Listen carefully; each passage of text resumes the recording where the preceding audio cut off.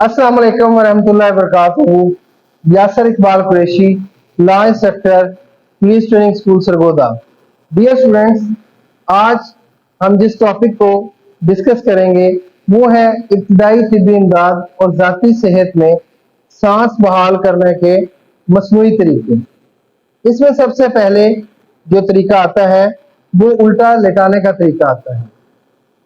जब मरीज का पेट, छाती जख्मी ना हो और इसे उल्टा लटाने में किसी तकलीफ के ना बढ़ने का यकीन भी हो तो मरीज को उल्टा लटाकर बाजू और चेहरे को दुरुस्त करके कमर के पास इंतहाई करीब होकर सर की तरफ मुंह करके बैठ जाएं।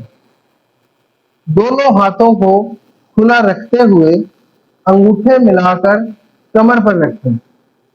इससे पेशतर मरीज के कपड़े ढीले कर दें।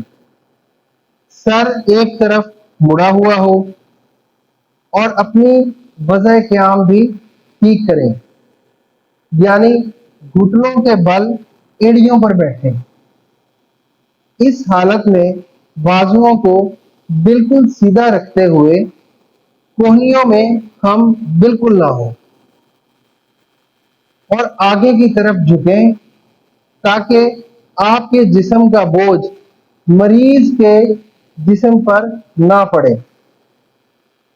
फिर बोझ को पीछे हटाएं, यानी 2 सेकंड दबाएं, दबाव डालें और फिर 3 सेकंड हटा लें। ये अमल 1 मिनट में 10 मरतबा दोहराएं तो मरीज का सांस जो है वो बहाल होने के चांसेस होते हैं। जज़ाकल्लाह।